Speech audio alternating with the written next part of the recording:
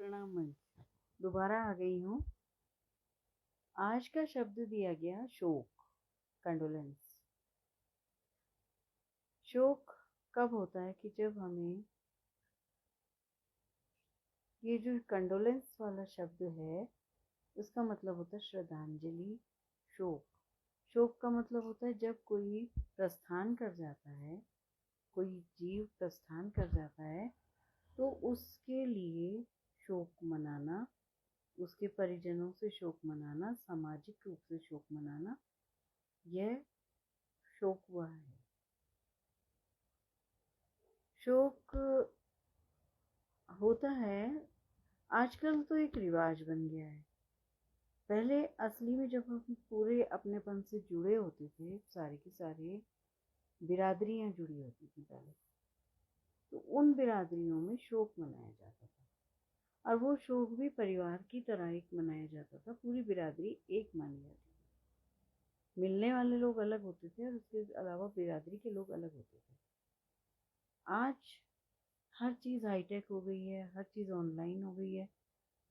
WhatsApp group में शोक समाचार आता है, उस समाचार के बाद शोक संदेशों का एक झड़ी लग जाती है। परसों ही हमारे बिरादरी में किसी की डेथ हुई।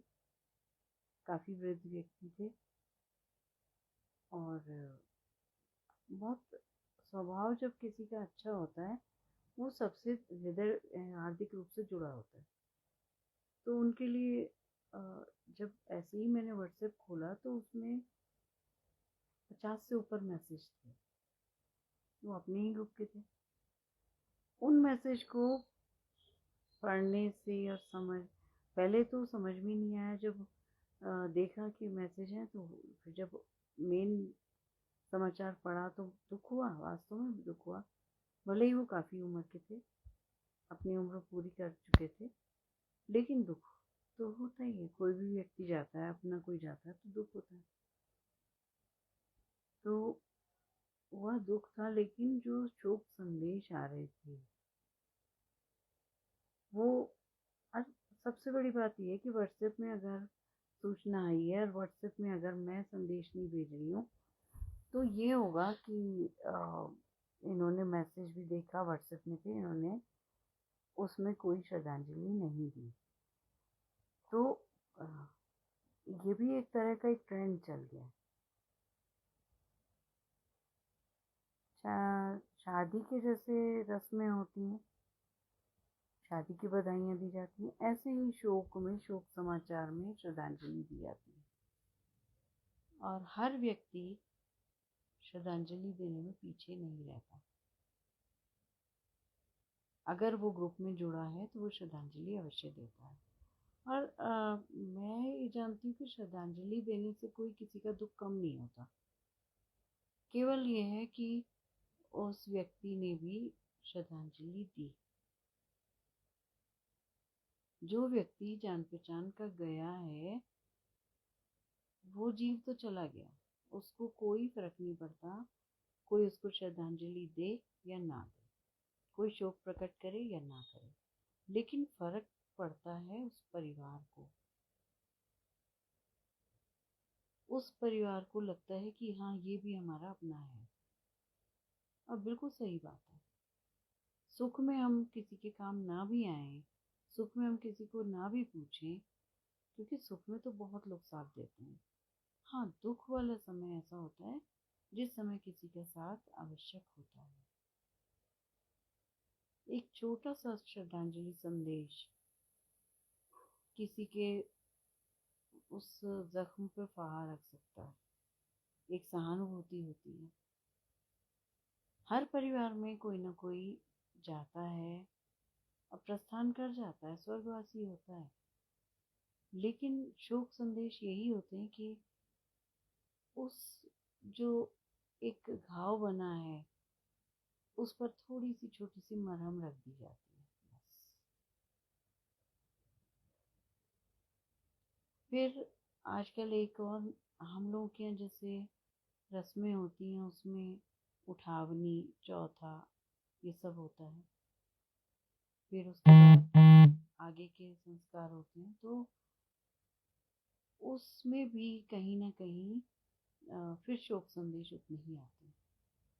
तो मेरा ये मानना है कि शोक संदेश एक बार में जब जिसको सुविधा हो दे सकता है। और ताज़ी ताज़ी बात होती है तो शोक संदेश भी एकदम एकदम से दिए जाते हैं। बार बार अगर हम शोक संदेश भेजेंगे तो उसका जख्म फिर से हरा होने लगता है, परिवार का जख्म हरा होने लगता है, क्योंकि वो प्रयत्न पूर्वक अपने आप को रोक रहा होता है दुख मनाने से। दुख तो है, दुख तो जीवन भर का होता है, लेकिन परिवार अपने थोड़ा सा मनोमस्तिष्क में बदलाव लाना चाहता है। उस सब में अगर बार बार शोक संदेश पढ़ेगा कोई, या फोन ऐसा अटेंड करेगा, तो उससे उसका दुख फिर दोबारा से हरा होने लगता है, जख्म हरा होने लगता है। तो वो मेरा कहना है कि शोक संदेश आप दीजिए, उसके बाद कुछ समय दीजिए उस परिवार को। हाँ, जो बिल्कुल खास अपने हो तो उनके साथ आए, लेकिन आम लोग कुछ उनको समय दें बदलने के लिए, उनका माहौल बदलने के लिए, ताकि वो उस दुख के क्षणों से बाहर निकलना शुरू करें। कठिन है लेकिन आवश्यक भी है। तो शोक के बारे में मेरे आज विचार यही थे कि किसी को थोड़ा सा सहानुभूति देना बहुत बड़ा काम है, और ये काम हमें सबको करना चाहिए मिलकर। या कोई बहुत एकाकी रहता है तो उसके लिए ऐसा हो सकता है कि यहाँ कुछ कुछ समय में कोई कोई जाता रहे, जिससे वह एकाकीपन महसूस ना करे, अकेलापन महसूस ना करे। तो इसके साथ ही मैं वाणी को विराम दूंगी।